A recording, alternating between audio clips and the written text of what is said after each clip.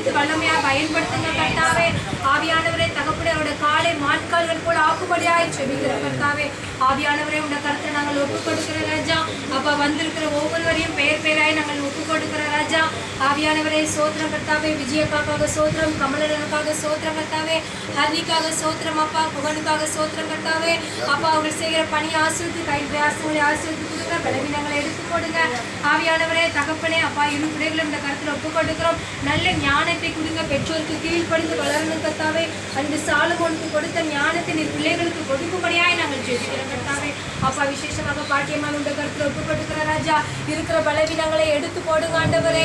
பரிபூர்ண விடுதலை கொடுப்பீராக கர்த்தாவே. அப்பா, எங்களுக்கு வழி இருக்க இயேசுவி நாமத்தினால எல்லாவற்றையும் எடுத்து போடுங்க. நல்ல ஆகாரம் உட்கொள்ள தகப்பனே நீர் உதவி செய்யும்படியாய் ஜெபிக்கிறோம் கர்த்தாவே. உன் வியாதியை உள்ளிலிருந்து விலக்குவேன் என்று சொன்ன கர்த்தராஜா, அவருக்கு பரிபூர்ண விடுதலை கொடுக்கும்படியாய் ஜெபிக்கிறோம் கர்த்தாவே. அப்பா, பொன்னமாயா இந்த கருத்தில் ஒப்புக் கொடுக்கிற வயதான காலத்தில் இந்த இடத்துல வந்து உட்கார்வது எவ்வளவு பெரிய பாக்கியம் கர்த்தாவே. அவர்களுக்கு நல்ல பலனை கட்டளையிடுங்க.